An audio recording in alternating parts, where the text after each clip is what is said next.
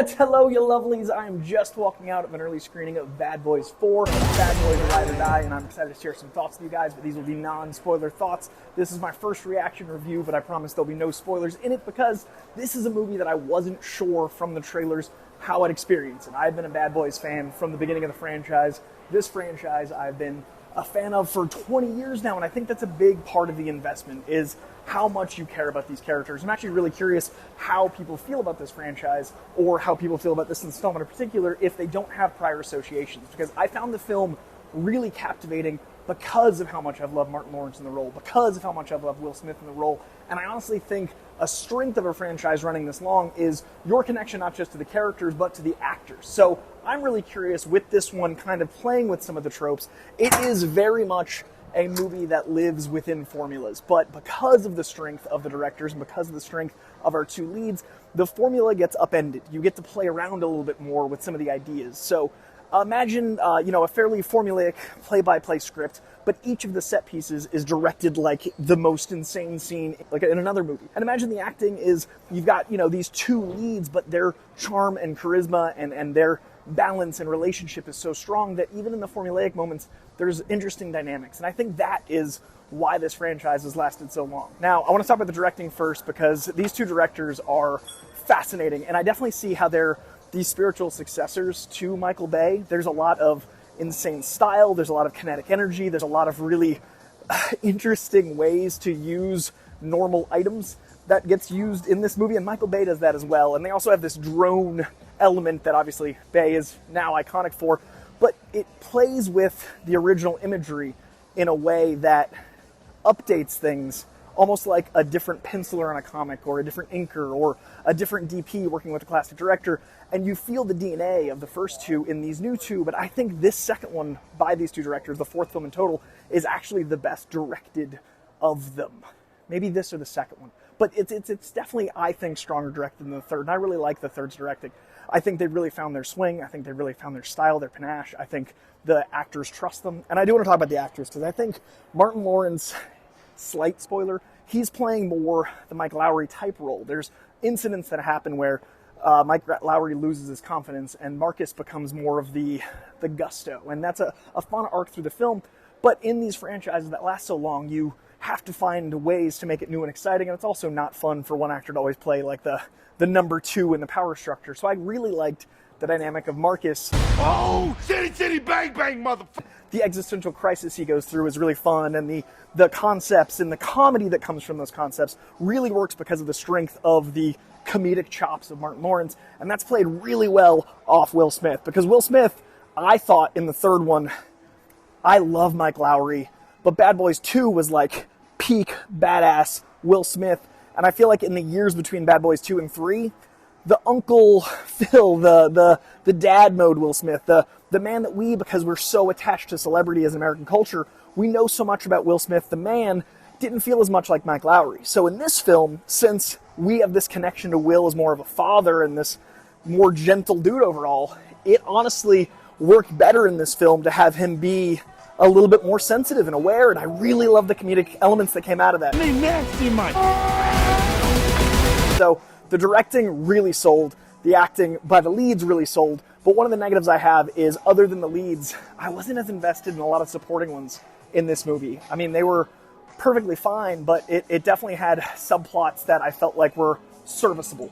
And the movie, I thought in the first and second act, was serviceable. I thought it was, more of a summer fare where if there's a movie in theaters you want to see out, you might as well see one that you've got connection to, right? It's like, you want to have a day at the movies, Bad Boys is the answer, right? It's that kind of film, and that's not a knock, but it's certainly not the highest praise. By the third act, it reminded me why I love Bad Boys. By the third act, it was more of a, oh right, these characters and this insanity and the build-up and the way that things crescendo, but I found myself being very focused on just the two leads by the third act. I do like the guy that plays Will's kid, introduced in the third film, but the subplot didn't really land for me until the very end of the film. And then there's a few other supporting cop-like characters that just feel like an add-on.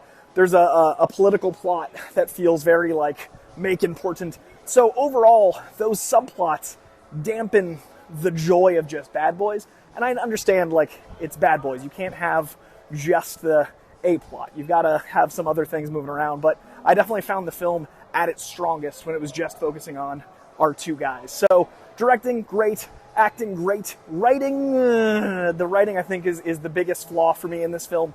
I think it's what takes it down from, like, a B+ to a B-, because a lot of the lines, a lot of the zingers, a lot of the fun of these action one-liners is, one, in the actual writing of it, but also the delivery. And I don't know if we're living in an age like 2024. Is that a time where these one-liners land? Is that a time where you can play around with things that are like zing and it's supposed to feel earnest, but also somewhat credible and real?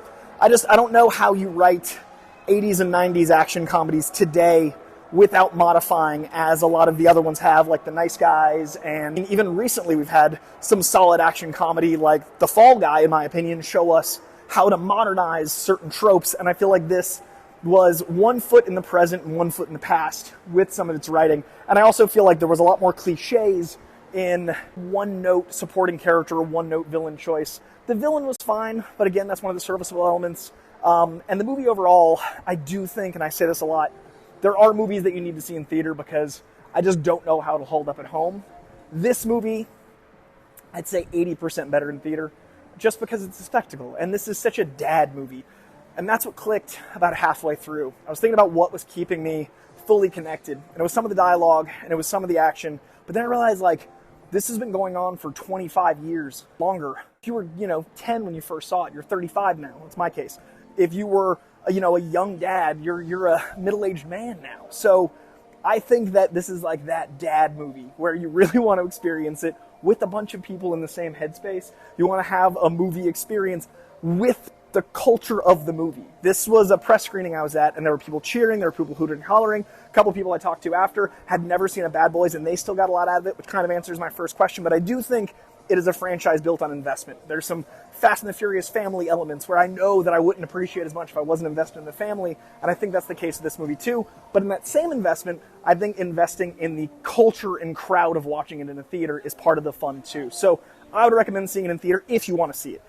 My final verdict is, if you like Bad Boys, you will probably like this one. If you don't care about Bad Boys, this one probably isn't going to be for you.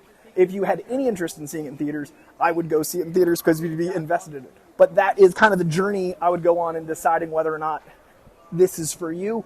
I give it a B-, 3.5 stars. I think Bad Boys 2 is my favorite just because of the insanity of the action. Then Bad Boys 1, then this one, and then Bad Boys 3. And largely Bad Boys 3 at the bottom just because of, I just didn't invest in Mike Lowery as a total badass as compared to where he feels like Will is portraying him in life. So this one is right up there with the OG 2 Michael Bay ones. There's some great cameos in this. There's some funny, cheesy cameos in this. There's a lot of corniness, but it works because it's Bad Boys.